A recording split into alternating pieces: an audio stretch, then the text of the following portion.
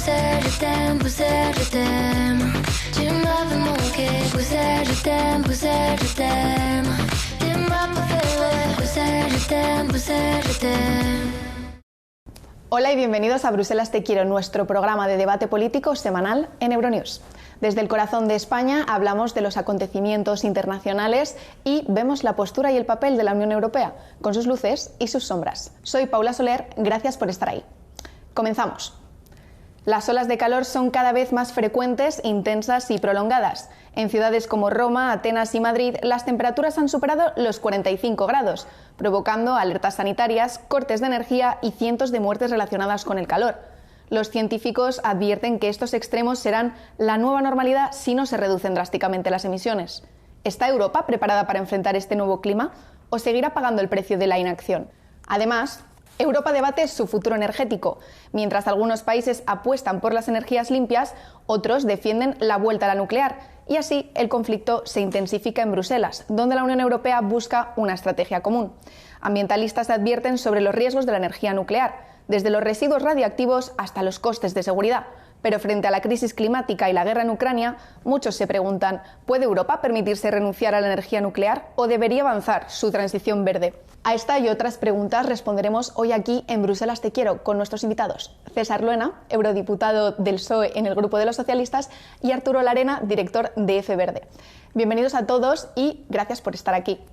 César, vamos a empezar contigo. Esta misma semana salió un estudio en el que se revelaba que 16.500 muertes más han ocurrido este año a causa de las olas de calor y del cambio climático. Las cifras son alarmantes. ¿Ves el mismo nivel de alarma en las capitales europeas? Sí, desde luego. Fíjate que Barcelona y Madrid están ahí, tercera y quinta, si no me equivoco. Como bien decías en tu introducción, es desgraciadamente la nueva normalidad. Y claro, ¿eso por qué es? Pues porque Europa se calienta el doble que el resto del mundo, por las condiciones, Arturo lo sabe muy bien, hola Arturo, del Mediterráneo. Eso es así. Entonces, claro, ¿qué estamos haciendo? Pues en los últimos tiempos poco y mal. Estos días se ha discutido en el Consejo de Medio Ambiente la ley del clima para reducir nuestras emisiones y llegar a neutralidad climática en 2050 y no hay un acuerdo. Se va a elevar al Consejo Europeo. Pero yo soy pesimista, los principales países no quieren llegar al 90% en 2040 de las emisiones de gases de efecto invernadero. Entonces, teniendo en cuenta que es una nueva normalidad que afecta a todas las ciudades, a todos los pueblos de la Unión Europea, estamos haciendo cada vez menos y cada vez peor. Eso es una mala noticia. Por no hablar de las políticas de prevención. A mí me tocó, y hemos debatido en este programa, no aquí en Madrid, en Bruselas, llevar la ley de restauración de la naturaleza. Siempre recuerdo que toda la derecha y la extrema derecha estuvieron en contra. Claro, la ley de restauración de la naturaleza es clave también, porque hablamos de olas de calor y eso está asociado a lo que hemos vivido este verano y en España, en Portugal, en otros países, que son los incendios. Bueno, la ley de restauración hay que impulsarla, porque es la que nos garantiza que la diversidad de bosques, que es clave en la prevención, se mantiene. Y bueno, y por terminar, pues también tenemos un mecanismo de protección civil que ha servido, que ha ayudado, gracias a todos los que han estado ayudando en España, muchísimas gracias. Pero es verdad que hace falta un impulso en capacidades y en coordinación. De hecho, Arturo, también veíamos que el impacto es económico. A la Unión Europea le ha costado unos 43.000 millones de euros solo este verano el coste de las olas de calor, las sequías y las inundaciones. Estamos muy, como decía César, enfrascados en ese modo reacción. A ver, yo creo, César lo decía, que estamos en un momento de involución ambiental y de involución climática, y que los grandes avances que se habían conseguido por el liderazgo de Europa se están ralentizando y se está retrocediendo. Cuando hablas de crisis climática no puedes hablar solo de impactos ambientales, tienes que hablar de impactos económicos, de impactos sociales, pérdidas de vidas. Lo comentábamos hace un momento, solo en España han fallecido casi 4.000 personas, 24.000 en toda la Unión Europea por las olas de calor. El año pasado tuvimos la Dana en España con 280 personas fallecidas. Los incendios de sexta generación este verano, que son difíciles, casi imposibles de atajar con los medios que tenemos ahora. No es el momento de dar pasos atrás, es el momento de avanzar de forma decidida. Hay que reformar el sistema energético, ese es el primer paso. Hay que reformar el sistema sanitario, y preguntabas tú hace un momento si estamos preparados para esta nueva normalidad. Yo creo que muchos países de Europa no están preparados. El Mediterráneo es uno de los puntos calientes, todos los modelos y todas las predicciones dicen que incluso en el caso de la península ibérica habrá zonas donde la habitabilidad será muy difícil, y yo creo que, por ejemplo, los países al norte de los Pirineos, muchos no están preparados, por ejemplo, para estas olas de calor que se están produciendo, no están adaptadas las ciudades. Entonces, Europa tiene que ir un poco más allá, tiene que tener la visión no solamente política, sino la visión de servicio a la ciudadanía, y realmente volver a liderar esas políticas climáticas que tradicionalmente han sido su seña de identidad. Precisamente, ¿no?, en la anterior legislatura, la primera comisión de von der Leyen, el Pacto Verde Europeo era una insignia política. ¿Qué queda de este pacto? Pues queda Teresa Rivera y Pedro Sánchez, que no es poco, que es mucho. Por ejemplo, Pedro Sánchez aquí está intentando que aquello que fue el Pacto Verde Europeo sea en España. Y la verdad que a mí me produce zozobra, frustración, que haya una negación, una oposición a tener un Pacto Verde en España, que vendría de maravilla, sobre todo con las comunidades autónomas, porque eso impediría, por ejemplo, hablando de política forestal, claro, en los últimos años las comunidades que más han sufrido los incendios, Galicia, Extremadura, Castilla y León, han reducido hasta la mitad las políticas en prevención y en recursos forestales, y eso es verdaderamente dramático. ¿Qué queda del espíritu verde europeo? Pues un espíritu ahora, y que tenemos que mantener, de resistencia, y la resistencia la hemos visto estos días en el Consejo de Medio Ambiente, la veremos en el EUCO, estoy seguro, es el gobierno de coalición progresista en España, el gobierno de Pedro Sánchez, y en la Comisión Teresa Rivera, menos mal, porque llevamos, Arturo, tú te lo sabes, el reglamento de deforestación, la directiva de hábitats, la de greenwashing. La greenwashing, la green claims, todo eso, el lavado verde, para que lo entiendan los ciudadanos, ¿no? Hacer políticas que parecen verdes pero no son más que superficiales. Bueno, todo eso podía haber sido mucho peor, y es porque la vicepresidenta primera de la Comisión, nombrada por el gobierno de Pedro Sánchez, es Teresa Rivera, que es una persona con muchísimo prestigio. De hecho, gracias a Teresa y también al presidente Sánchez, vamos a poder ir con un poquito, creo, Arturo, no sé qué pensarás tú, de credibilidad a Belén, con un poquito, porque vamos sin contribuciones nacionales determinadas, y vamos seguramente que o vamos sin acuerdo de ley del clima o vamos con un acuerdo de ley del clima rebajado. Mis sospechas es que los negacionistas de la extrema derecha, pero que el PP está también con ellos, sobre todo el señor Manfredo Weber, pues bueno, pues yo creo que están en pactar algo en el Parlamento, rebajando esa ambición del 90% de reducción con respecto a los años 90 de emisiones de gases de efecto invernadero. Me temo que vamos a ir a Belém, si se me permite la expresión, que es un refrán español, como cagancho en Almagro. Y eso es un problema de credibilidad, de legitimidad de la Unión Europea, que, en fin, estamos hablando de medio ambiente, pero llevamos un tiempo con, por ejemplo, no se nos tiene que olvidar que mientras estamos aquí, el pueblo gazatí está sufriendo un genocidio. La Unión Europea tiene muchísima responsabilidad, muchísima.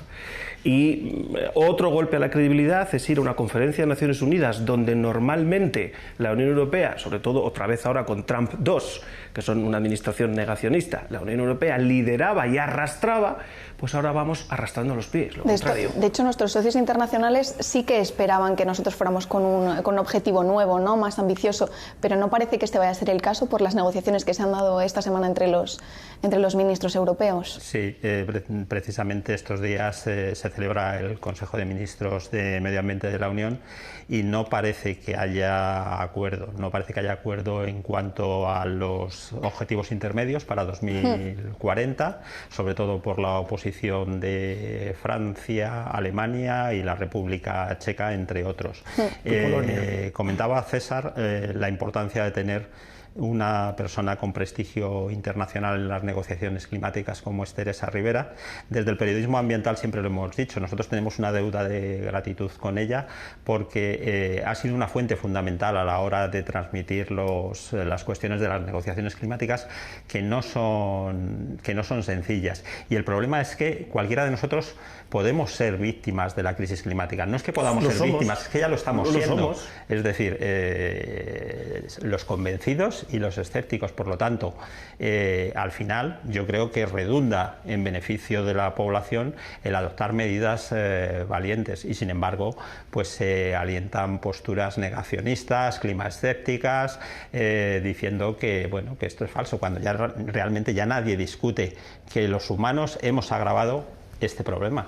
Bueno, nadie, ojalá Arturo, nadie, sí. En la derecha europea, en la derecha americana y en la derecha española todavía hay gente que dice que no. Precisamente el secretario de Energía de Estados Unidos hace poco en su visita a Bruselas y luego pasó por España también, ¿no? Decía que el efecto del cambio climático era exagerado y que no deberíamos prestarle mucha importancia. ¿Cómo está ayudando esto al Pacto Verde Europeo? ¿Nos estamos dejando arrastrar un poco por esa corriente que se ve? Sí, porque yo decía el otro día en un debate, el debate de los incendios, que la responsabilidad de la derecha y la extrema derecha es clara.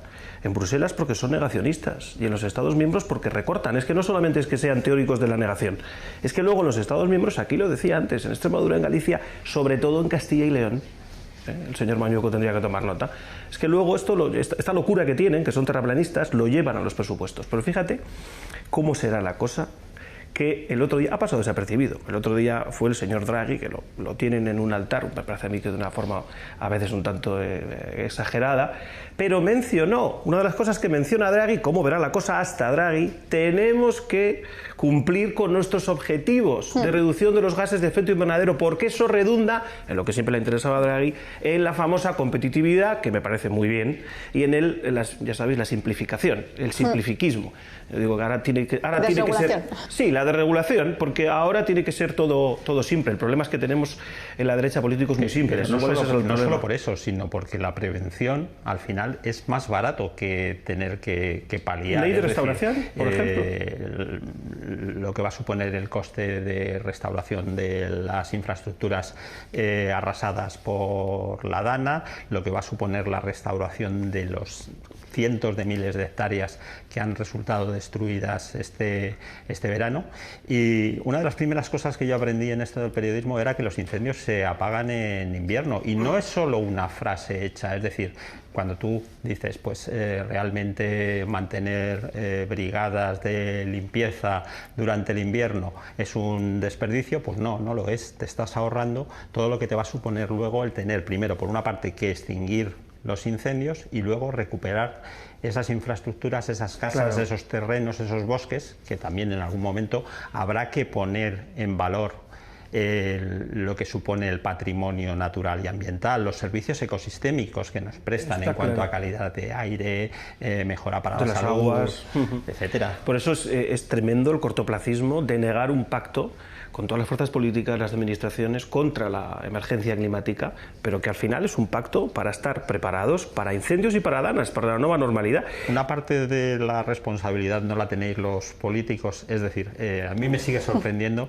que las dificultades para que se lleguen a acuerdos entre distintas formaciones políticas. El Pacto Verde Europeo fue una iniciativa de la socialdemocracia, para que Ursula von der Leyen fuera elegida en el primer mandato. O sea, si hay Pacto Verde Europeo, fue una exigencia, eso está, se demuestra en las cartas de negociación. El Pacto Verde Europeo es una propuesta entonces de la socialdemocracia, y la lideraron, entre otros, Pedro Sánchez y Frans Timmermans, que después fue vicepresidente.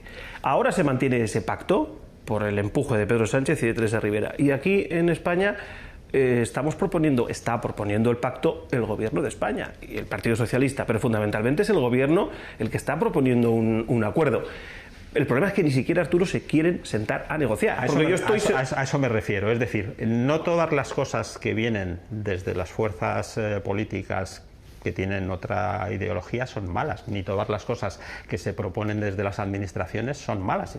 Es decir, uno no tiene por eso queremos un acuerdo absoluta. Claro, por eso el gobierno políticos no son capaces de ponerse de acuerdo y aplicar un poquito de sentido común. Efectivamente, por eso el gobierno de España, yo estoy en política europea, pero soy militante del Partido Socialista y lo veo, por eso el gobierno de España quiere pactar con las fuerzas centrales y sobre todo con el PP y con las comunidades autónomas. El PP gobierna, lo sabe todo el mundo, en gran parte de España las comunidades autónomas. ¿Para qué? Para que no eludan después responsabilidades. Lo hicieron con la Dana y lo han hecho con los incendios. O sea, esa es la idea, esa es la inspiración de luchar contra la emergencia climática juntos y no a golpe de reacción y de gestión de cada crisis. Esa es la intención del gobierno de España. Ojalá se pueda dar ese acuerdo. Yo, por lo que veo, porque he escuchado al presidente y esta semana mismo pasada, creo que era el lunes, lo vi directamente cómo defendía como su gran prioridad este pacto. Pues ojalá. Sí que es cierto que von der Leyen rescataba recientemente en su discurso del Estado de la Unión Europea el tema del Pacto Verde Europeo. Sí. Volvió a mencionarlo y decía que afirmaba que los veranos cada vez son más calurosos, más peligrosos, y decía lo siguiente: debemos seguir el rumbo de nuestros objetivos climáticos y medioambientales. La ciencia es muy clara y los argumentos con respecto a la economía y la seguridad son igualmente convincentes. Yo aquí me pregunto, hablando de cómo ese Pacto Verde Europeo salió adelante con el apoyo de todos y cómo ahora parece tan complicado. Von der Leyen parece todavía apoyar estos objetivos y parece resaltar un poco la importancia de tenerlo. Entonces, está lanzando un mensaje un poco a su grupo en el Parlamento Europeo, que es el que ha impedido en ciertas ocasiones que esas legislaciones salgan adelante. Sí, primero, cuando Ursula von der Leyen va al Parlamento Europeo, se prepara las cosas distintas de que cuando habla con su grupo, y especialmente con Manfred Weber. También le escuchamos hablar, ojalá se lleve a efecto, de la suspensión parcial, pero bueno, del acuerdo comercial con Israel nunca lo había dicho. España se lo había pedido, por ejemplo, a Irlanda hace año y medio. Pero en el caso que nos trae aquí, que es el Pacto Verde Europeo, el problema de Ursula es que le dura estos compromisos, digamos, estos aires, le duran lo que dura después la reunión posterior que mantiene con su grupo.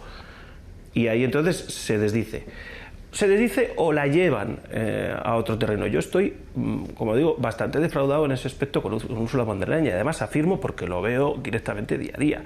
Las políticas verdes que se sostienen es porque a su derecha, Teresa Rivera, cuando se reúne el Colegio de Comisarios, dice: esto no podemos dar tanta marcha atrás, ¿no? Esto es insoportable. Entonces, mejor que lo haya dicho, mejor que esto, yo lo escuché atentamente desde mi escaño, mejor que lo haya dicho. Lo que pasa es que queremos ver hechos, porque el tiempo pasa, las políticas medioambientales se debilitan y los efectos del cambio climático se notan cada vez más y lo sufrimos directamente, como dice Arturo. Entonces, las palabras y los discursos en el Parlamento Europeo, que los prepara muy bien, menos las réplicas, sus intervenciones las prepara más bien, de acuerdo, pero luego cumple, luego no te dejes amedrentar por tu grupo y por la política regresiva, conservadora, muy derechista de Weber, que pacta con la extrema derecha cada vez que puede. Es que en muchas ocasiones también pasa que los Estados miembros se oponen, ¿no? Muchas veces dice von der Leyen que es complicado llegar a acuerdos cuando hay Estados miembros en el Consejo que se oponen constantemente. Sí. Pero habéis mencionado ya algunas de esas legislaciones que estaban un poco en peligro, como la anterior legislatura, sobre todo la Ley de Restauración de la Naturaleza. Y ahora mismo, ¿qué tenemos en juego? Bueno, esa hay que desarrollarla. Esa hay que desarrollarla hasta los Estados miembros y establecer los planes, pero yo confío que va a ser uno de los puntales de desarrollo de la Unión en los próximos años. Hace falta la financiación, porque estamos ahora discutiendo el marco financiero plurianual. Ayer me respondía una carta Ursula von der Leyen, que le mandamos varios diputados, y decía que sí, que hasta el 35% del marco se va a destinar a políticas medioambientales, de biodiversidad, servicios de la naturaleza, pero yo no lo veo claro. Aunque quiere, como se lo ha dicho Draghi, eliminar la iniciativa LIFE, que ha sido el gran puntal. Pues en la carta, te la voy a pasar cuando terminemos, Arturo. En la carta, bueno, te la voy a pasar y la puedes utilizar como quieras. En la carta dice que no, que ya está encantada, es más, que es una de las garantías. Estamos otra vez en lo mismo lo que decíamos antes, de lo que Úrsula dice a lo que Úrsula hace. Y por cierto, los grupos, Arturo decías, es que sí, es el equilibrio de fuerzas. Pero es que hay grupos, es decir, los verdes, los liberales, los socialdemócratas y los populares. Tenemos una mayoría suficiente para continuar con el Pacto Verde Europeo. El problema es que el cordón sanitario se ha cambiado por el abrazo reaccionario. Y Weber, Manfredo Weber, bascula hacia los patrios, bascula hacia ECR, bascula incluso hacia la Europa soberana de las naciones, hacia los tres grupos de extrema derecha. Es decir, que Weber está más cómodo con Vox o con el Bardella y Le Pen o con los Fratelli de Italia que con el Partido Socialista o con los socialistas, con los liberales y con los verdes. Ese es el problema y tiene en parte secuestrada a la Comisión Europea, más allá de que los Estados miembros, pues Macron está dando marcha atrás. De hecho, si tendríamos que señalar un gran traidor del Pacto Verde Europeo inicial de 2019 es Emmanuel Macron. Tiene sus propios problemas internos. De hecho, claro, ha habido elecciones europeas el año pasado y también han cambiado mucho a nivel nacional los gobiernos y se ha visto un poco el giro a la derecha. Entonces, ¿es viable esperar el mismo tipo de agenda que teníamos la legislatura pasada en cuanto a agenda verde, por ejemplo, porque mencionabas los votos en el Parlamento? Creo que se acaba de hacer un análisis del último año el grupo del Partido Popular Europeo, en que ha votado, y sí que decían que cuando votaba con la extrema derecha, pues habían ganado, pero que no eran tantas las ocasiones en las que habían votado juntos, pero sí. Claro, quizás no estabais acostumbrados en la anterior legislatura y ahora es el cambio, ¿no? Se ha elegido un poco, se ha virado un poco hacia lo que el votante espera. Bueno, yo no sé si es lo que el votante espera. Una de las cosas de las que yo me quejo mucho es de la falta de espíritu crítico que tenemos a veces los ciudadanos. Es decir, deberíamos de cuestionarnos las cosas. Yo incluso cuando tengo alguna charla con estudiantes de periodismo les digo que cuestionen todo, incluso lo que yo les estoy contando, que contrasten, que tengan diversas fuentes. Yo creo que es un momento complicado y ese momento complicado es porque estamos en un momento en el que también desde el punto de vista económico no se está viendo el desarrollo, aunque en España sí que las cosas están funcionando y somos de los países europeos con un mayor crecimiento, es decir, que algo se estará haciendo bien desde el sur de los Pirineos, ¿no? Pero sí que es verdad que en el conjunto de Europa se percibe como una cierta recesión, ¿no? o involución económica, ¿no? Y en esos momentos muchas veces los temas ambientales al final pasan a un segundo plano. Lo podemos ver con las movilizaciones del sector agrario que hubo hace unos meses. Realmente no había motivo de queja, la política agraria común era la misma, realmente los avances ambientales que se habían incluido en la PAC no condicionaban el desarrollo económico de las explotaciones agrarias, pero el mensaje negacionista, el mensaje involucionista había calado. Hablamos de las redes sociales son fantásticas para comunicarse, pero también en muchas ocasiones se convierten en un gran estercolero en el que todo vale, en el que hablan la comunidad científica, pero también hablan los indocumentados que quieren manipular a la población. Pues Arturo, te voy a tener que cortar aquí porque nos hemos quedado sin tiempo. Vamos a hacer una pausa, no se vayan porque enseguida volvemos para hablar del futuro energético de la Unión Europea.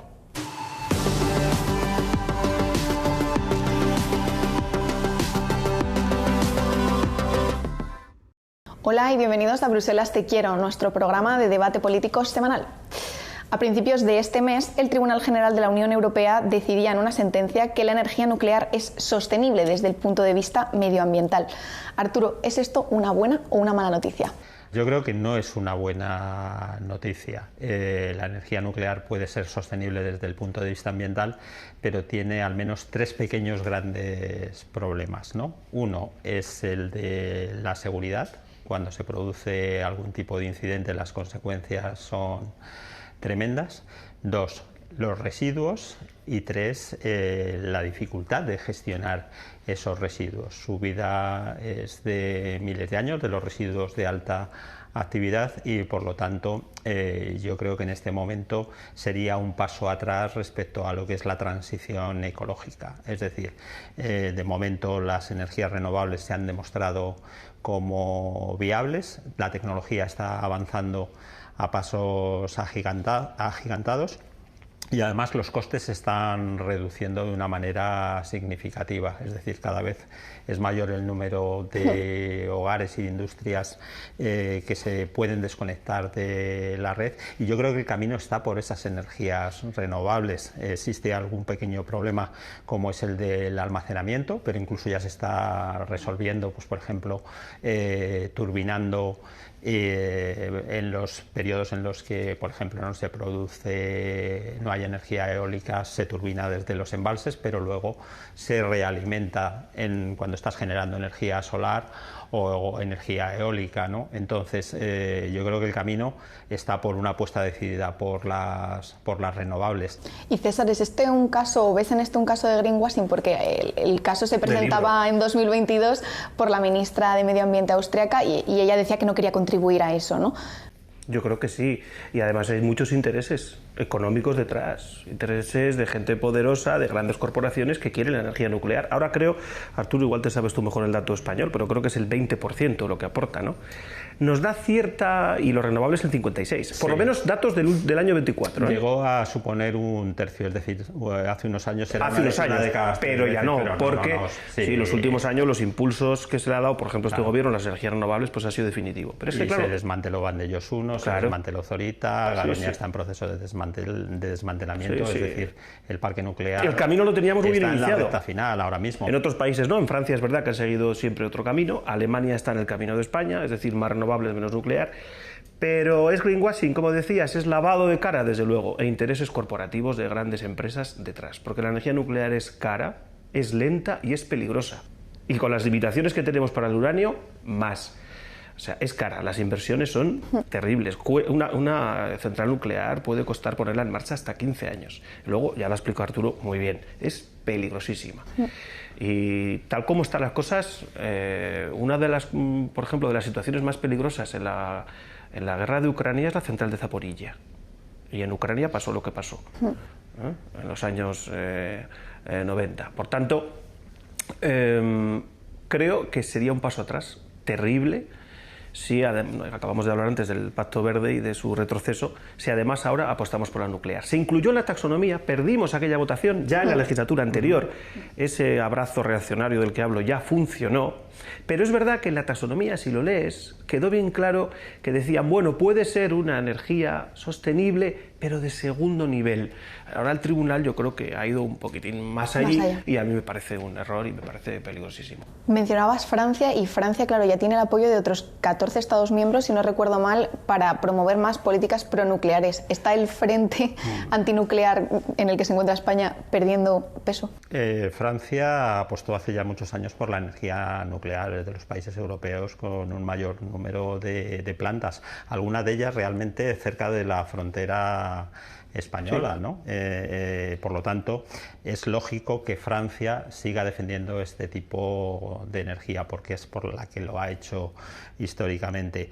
Hay que ver si el resto de los países de la Unión Europea les van a seguir. Yo creo que en el caso de España, primero, las empresas energéticas no habían mostrado mucho interés por seguir con las centrales nucleares. Sí que es verdad que alguna puede ser que tengan interés en prolongar su vida útil, pero yo no creo que en estos momentos vaya a ser la apuesta por la que España se decante.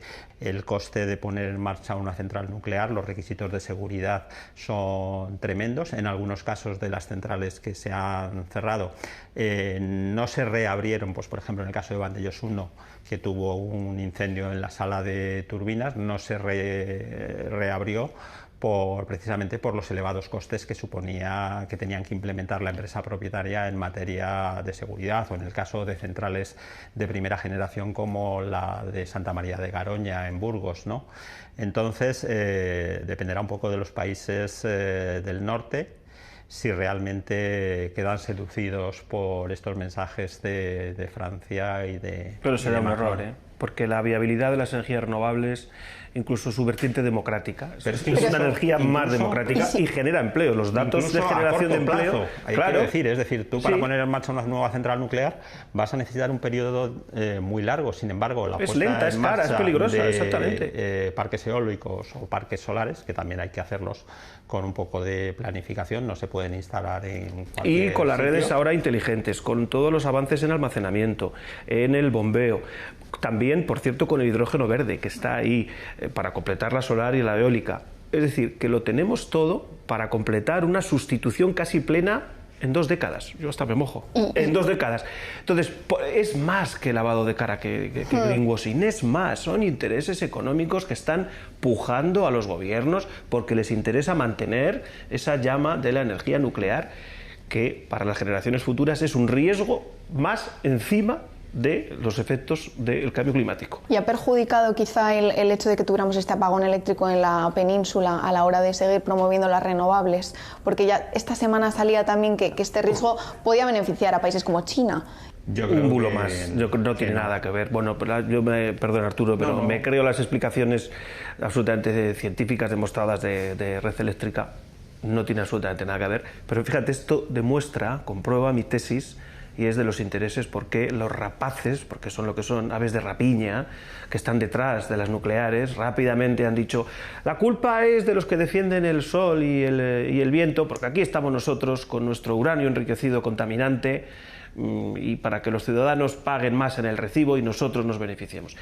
No se me ocurre nada peor para los ciudadanos y para el interés general que las compañías eléctricas. Pues me temo que nos hemos quedado sin tiempo. Muchas gracias a nuestros invitados por estar aquí y muchas gracias a vosotros por vernos. Hasta pronto.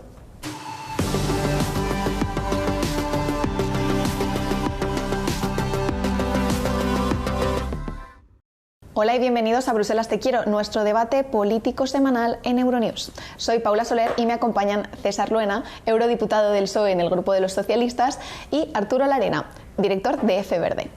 El tren se perfila como la alternativa ecológica al avión. Países como Francia ya han prohibido vuelos cortos donde exista una conexión ferroviaria viable y la demanda por trenes de alta velocidad crece, pero no todo avanza a la misma velocidad.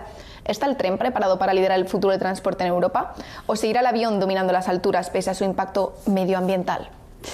Pues César, un estudio reciente de Greenpeace analizaba más de 100 rutas aéreas y las comparaba con las de tren, y en más de la mitad de los casos los trayectos eran mucho más caros en tren que en avión. ¿Cómo podemos competir entonces? Bueno, vamos a ver, el tren tiene que ser la movilidad, o sea, el futuro de la movilidad limpia europea es el tren. Y hace falta un gran esfuerzo de inversión, de modernización. Aquí en España se está haciendo, damos algunos datos, pero la realidad es que se va a acabar el año 2025 con 50 millones de usuarios. Por ejemplo, en Madrid y Barcelona el 15% utiliza el avión, el 85% el tren. ¿Qué ocurre? Pues que no estamos manteniendo un impulso europeísta en el caso del ferrocarril. Y hace falta para modernización, para inversión y para que las conexiones sean verdaderamente europeas. Fíjate, hay un ejemplo. En 2021 se hizo una prueba para conectar todas las capitales, 2021, Connecting Europe se llamó. ¿Sabéis cuántas locomotoras hicieron falta para completar el trayecto? 55. Entonces, la integración del ferrocarril es un paso más en la integración europea, fundamental, básica. Algo tenemos, porque cuando tú hablas, por ejemplo, con gente de América, de Estados Unidos o de Canadá, dicen: joder, Europa, es que se puede ir casi por toda Europa con tren, pero hace falta más. Y también, por cierto, el billete único. Uno de las referencias que se puede poner en Europa es el caso español, que es verdad que es tanta la inversión, tanta la modernización, la sustitución de las locomotoras viejas y, por cierto, la política de gratuidad, especialmente para los jóvenes, que eso ha hecho, y la liberalización a la vez, que eso ha hecho que haya tantos usuarios que a veces hay problemas como mencionabas. Pero Arturo, el sistema sí que está muy fragmentado, sobre todo a nivel de la Unión Europea, y está electrificado a la mitad, si no recuerdo mal el dato. Pues como decía César, es donde realmente hay que trabajar y hacer una gran inversión.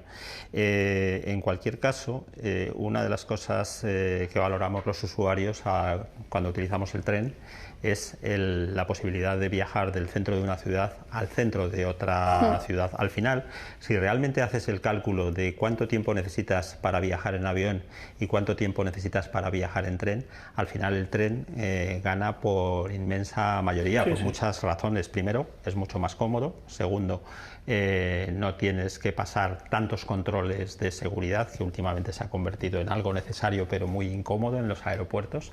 Sí que es verdad que hay que avanzar, y hay que avanzar en una cosa que yo creo que en su momento se abandonó, que fue el uso del ferrocarril para el transporte de mercancías, y de hecho hay iniciativas para poner o potenciar el transporte de mercancías por tren, porque eso realmente reduciría mucho las emisiones de CO2, y esa es una de las asignaturas que tenemos pendientes. Luego, evidentemente, la liberalización ha hecho un cierto daño en cuanto a lo que es el uso de las infraestructuras y el aumento de incidencias. También es verdad que ha redundado en unas tarifas más asequibles para los ciudadanos. Por lo tanto, primero, habría que avanzar en una política ferroviaria común de la Unión Europea, potenciando los corredores de hierro y homogeneizar políticas, lo que comentabas del billete único, etcétera. ¿Y del billete climático qué pensáis? Porque hay ciudades como Austria y, bueno, países como Austria que tiene el Climaticket que sí que ha sido criticado por su excesivo precio, pero ¿podrían este tipo de políticas funcionar en países como España? Bueno, yo creo más, lo decía ahora Arturo, en el billete único y en la integración del ferrocarril que en ese tipo de iniciativas que está por ver. También Francia, lo has mencionado al principio. Francia dijo, lo que sea 2 horas y media lo vamos a quitar. ¿Cuántos vuelos ha quitado Francia?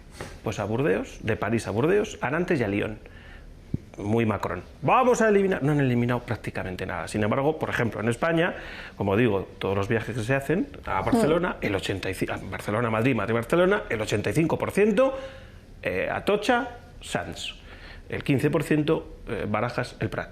Bueno, pues esos son datos. Y por cierto, que hablando de aviación, aparte de la integración del ferrocarril, tenemos que seguir apretándole a la aviación porque la aviación va a seguir existiendo. Aunque tuviéramos un sistema de integración en 10-15 años del ferrocarril, va a seguir existiendo la aviación. Pero tiene que ser sostenible. El combustible sostenible, que le llaman SAF. Hay un compromiso para que se utilice el 70% en 2050, que no sea otra de las cosas que se nos caiga del Pacto Verde. O la eliminación de los derechos gratuitos. La aviación no paga los derechos de ETS, del sistema de transferencia de emisiones. No paga la aviación. Hay un compromiso que los pague en 2027. Bueno, pues que los pague, que no sea otra cosa que se nos caiga del Pacto Verde Europeo. Y hay un tercer tema, que es la Directiva de Fiscalidad Energética, que le untaba bien el morro al queroseno. Ahí prácticamente ningún país se quiso meter, pero bueno, era una posibilidad del debate y de la negociación, que se le imponga al queroseno, porque es una forma de impulsar que avancen en la utilización del combustible, de los SAF, de los combustibles sostenibles. Es decir, integración del ferrocarril sí, y a mayor velocidad, y con el billete único y el sistema único, pero como la aviación va a seguir existiendo, le tenemos que apretar para que sea una aviación sostenible. Y rápidamente, Arturo, también en los últimos años se ha visto un impulso a los trenes nocturnos, ¿no? Y se ha intentado ampliar esa red. ¿Lo ves parte del plan para hacer más popular bueno, esta vía? Es una reivindicación del movimiento conservacionista que yo creo que es acertada. Los que ya tenemos una cierta edad recordamos el tren nocturno Puerta del Sol, que conectaba Madrid con París. De hecho, uno de mis primeros viajes como estudiante fue en ese tren nocturno a París. Yo creo que son, como en el reciclaje, fórmulas no tan del pasado que se pueden recuperar. Es decir, igual que ahora se va a implementar la devolución y retorno de envases, que es algo que hacíamos cuando éramos pequeños, pues ese tipo de fórmulas hay que recuperarlas. Están inventadas, se sabe que funcionan y por lo tanto hay que volver a implementarlas en esta forma de vivir más sostenible. Pues no vamos a poder continuar con el debate, pero para los jóvenes que no lo conozcan, también el Discover EU permite viajar vía tren a todos los mayores de 18 años. Así que muchas gracias por escucharnos, nos vemos otra semana. Si quieren comentar el programa, por favor, en redes sociales pueden encontrarnos o en bruselastequiero@euronews.com. Cuídense y hasta pronto.